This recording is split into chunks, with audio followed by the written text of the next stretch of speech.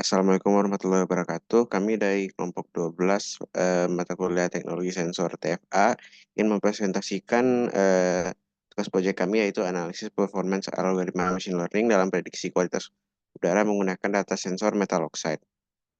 Lanjut,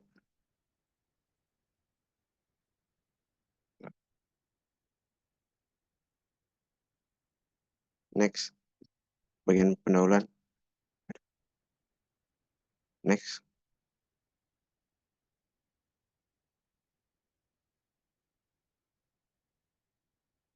Latar belakang. Italia mengalami kemajuan industri, pertumbuhan ekonomi, dan urbanisasi cepat, namun polusi udara menjadi dampak negatif yang mencemaskan, terutama di kawasan perkotaan padat penduduk seperti Milan, di mana sekarang Milan adalah kota yang dicekam polusi udara pada bulan Februari 2024.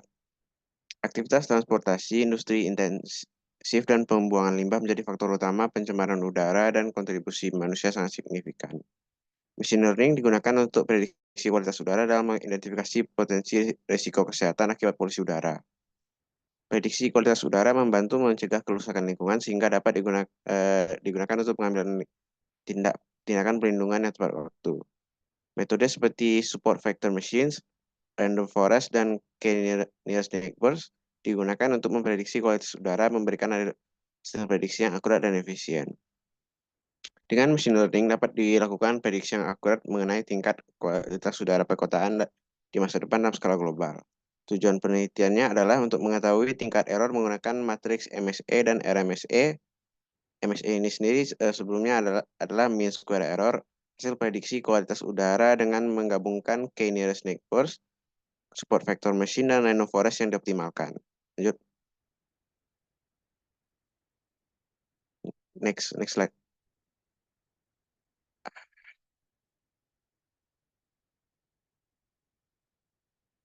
Slide berikutnya. Nah, itu manfaat penelitian. Menambah pengetahuan dan wawasan terkait penggunaan algoritma machine learning, terutama ensemble learning, dalam memecahkan masalah yang kompleks seperti prediksi kualitas udara. Penelitian ini dapat dijadikan sumber pembelajaran yang berharga bagi mahasiswa atau pelajar yang ingin mempelajari algoritma machine learning dan penggunaannya dalam prediksi kualitas udara. Memberikan kesempatan bagi mahasiswa atau peneliti muda untuk mengembangkan penelitian lanjutan terkait prediksi kualitas udara dengan memanfaatkan algoritma machine learning. Batasan penelitiannya adalah satu, fokus pada analisis performa algoritma machine learning seperti support vector machine, random forest, dan k-nearest neighbors dalam memprediksi kualitas udara dengan menggunakan data sensor metal oxide. Penelitian ini mempertimbangkan penggunaan metrik mean square error dan root mean square error untuk mengevaluasi tingkat error dari hasil prediksi kualitas udara yang didasarkan oleh model yang dikembangkan. Variabel prediktor yang digunakan adalah hasil dari kombinasi algoritma k-nearest neighbors, support vector machine, dan random forest yang telah dioptimalkan. Penelitian ini tidak membahas penggunaan algoritma machine learning lainnya selain k-nearest neighbors, support vector machine, dan random forest. Next.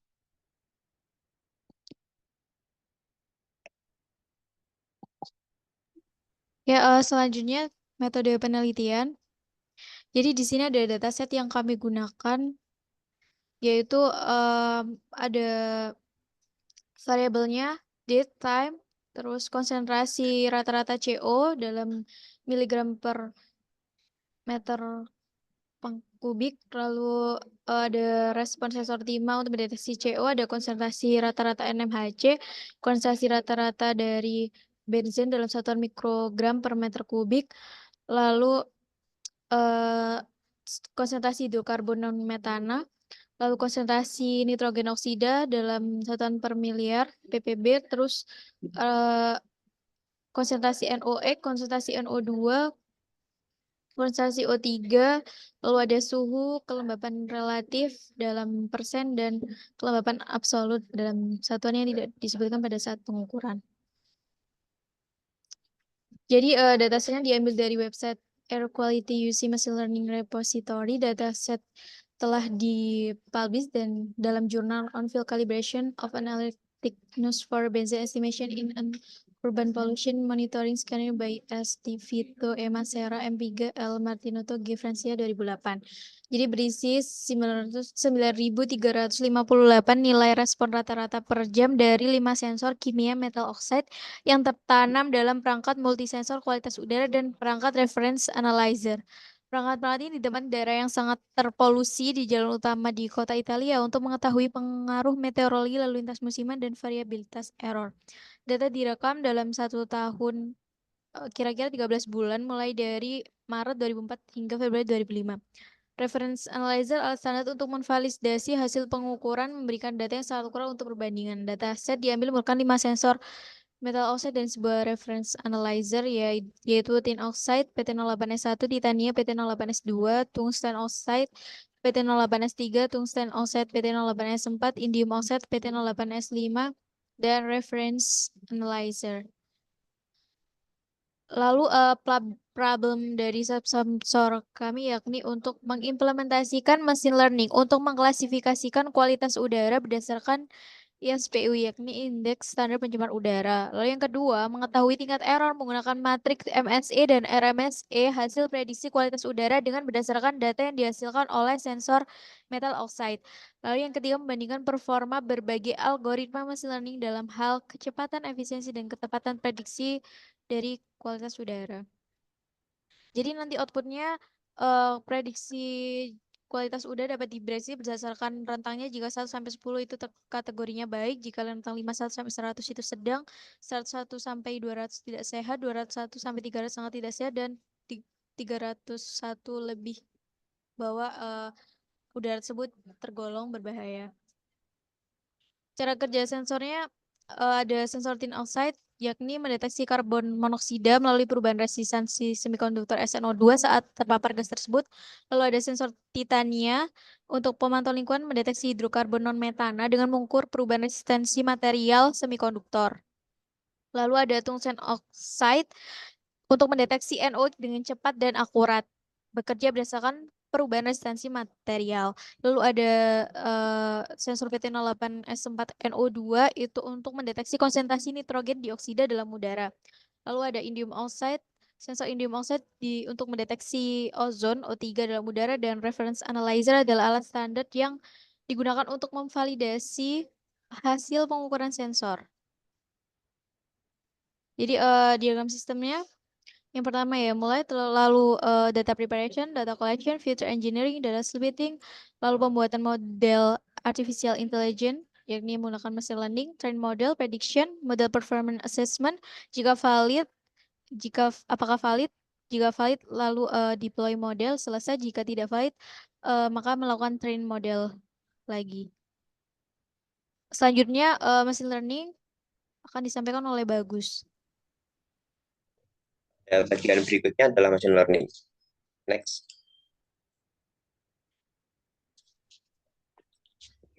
Ya, pada pengembangan dari machine learning yang digunakan untuk dataset yang kami gunakan di sini, kami menggunakan machine learning untuk diaplikasikan pada 2 tujuan yang berbeda, yaitu klasifikasi dan prediksi.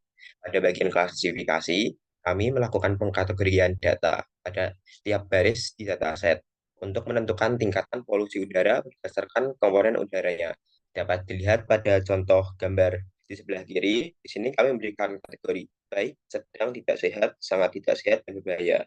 Sedangkan untuk bagian prediksi, berbeda dengan klasifikasi, di sini kami menggunakan machine learning untuk memprediksi nilai langsung dari gas itu sendiri.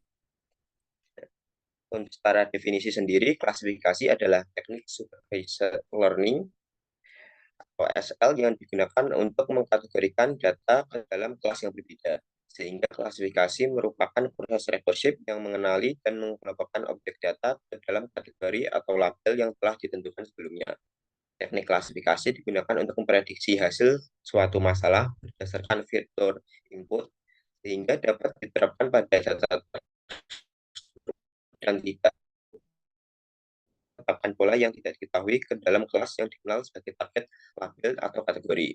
Untuk contoh dari fungsi klasifikasi yang kami gunakan dapat dilihat pada sebelah kiri. Next.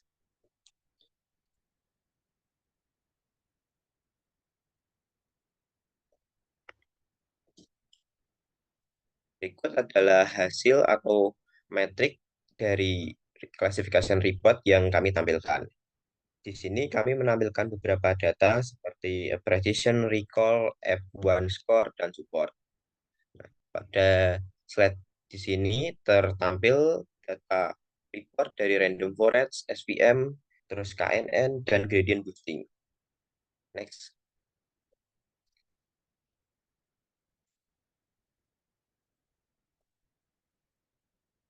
Ya, slide selanjutnya. Juga lanjutan dari classification report. Untuk pada sel berikut merupakan bagian di mana kami melakukan import library. Untuk library-nya sendiri, kami menggunakan berbagai macam, seperti misalnya pada library umum, kami menggunakan DKDM, NumPy, dan Pandas. Sedangkan untuk plotting, kami menggunakan Matplotlib dan Seaborn. Dan untuk membantu dalam membuat machine learning, di sini kami menggunakan beberapa library yang disediakan oleh Skylern. Next. Ya, selanjutnya.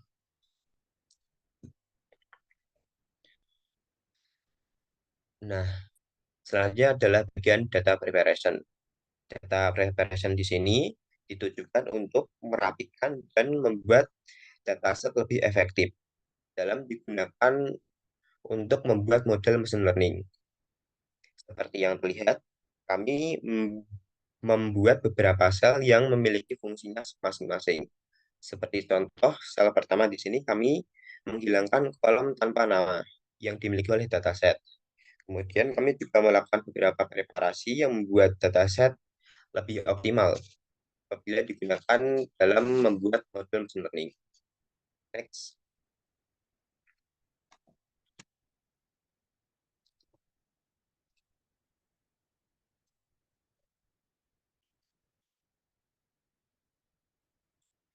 Ya, lanjutan dari sebelumnya, berikut adalah beberapa sel tambahan dalam data preparation yang kami gunakan. Di sini kami menghilangkan outlier dengan metode IGR atau Intervalville Method Range. Berikut adalah pair plot yang kami gunakan. Pada pair plot ini, ya, next.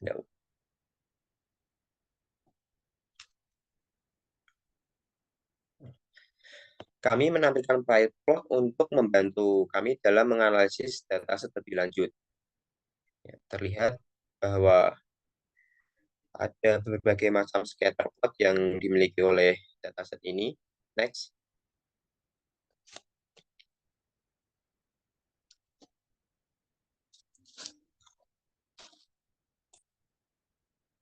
Nah, pada bagian selanjutnya adalah prediksi. Di sini kami menggunakan beberapa macam algoritma machine learning seperti linear regression, terus regression, terus random forest, KNN, gradient boosting, terus dan yang lainnya. Seperti yang terlihat, kami juga menampilkan skor dari tiap tiap algoritma machine learning.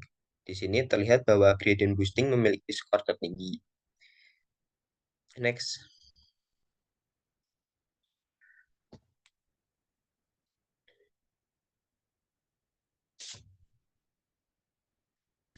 Lanjutan pada dari sel sebelumnya, di sini kami masih melakukan prediksi menggunakan cara yang sama. Di sini kami juga menampilkan skor-skor hasil nilai prediksi pada tiap parameter dari gas yang dimiliki oleh dataset seperti O3, NMHC, terus NOx, dan NO2. Pada tiap parameternya itu algoritma gradient boosting lah yang memiliki skor paling tinggi. Next.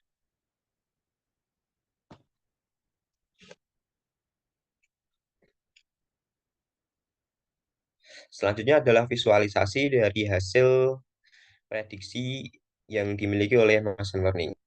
Seperti yang terlihat, di sini kami memvisualisasikan model-model yang kami gunakan untuk melakukan prediksi pada parameter CO, seperti linear regresi, Haber regression, Gaussian process, KNN, random forest, gradient boosting, ada boost, SVR, decision tree, dan MLP. Next. Dengan cara yang sama, kami juga memvisualisasikan model dari NMHC dengan parameter yang sama. Seperti yang terlihat, eh, visualisasinya itu cukup mirip dari data sebelumnya. Next.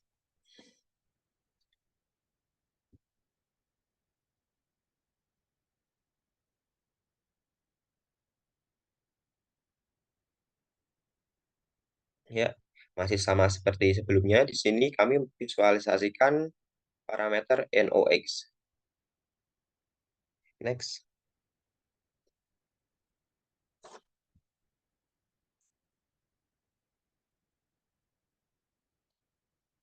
Nah, selanjutnya adalah visualisasi dari parameter NO2.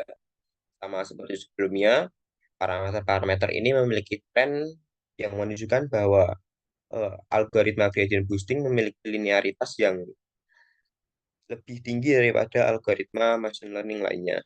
Hal itu ditunjukkan oleh eh, visualisasi dari gradient boosting yang cukup linear, yang lebih linear.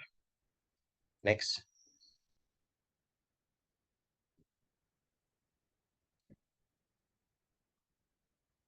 Ini adalah visualisasi terakhir yang merupakan visualisasi dari parameter O3.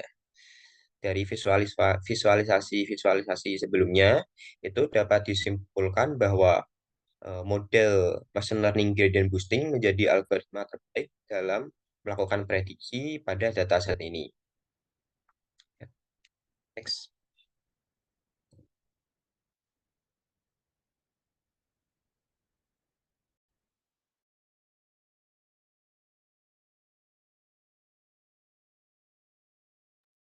Baiklah, sekian presentasi dari kami. Sebelumnya izinkan saya untuk menutup dengan sebuah sebuah kata motivasi, yaitu if you are not in process of becoming the person you want to be, you're automatically engaged in becoming the person you don't want to be. Dari Dale Carnegie. Sekian, terima kasih. Assalamualaikum warahmatullahi wabarakatuh.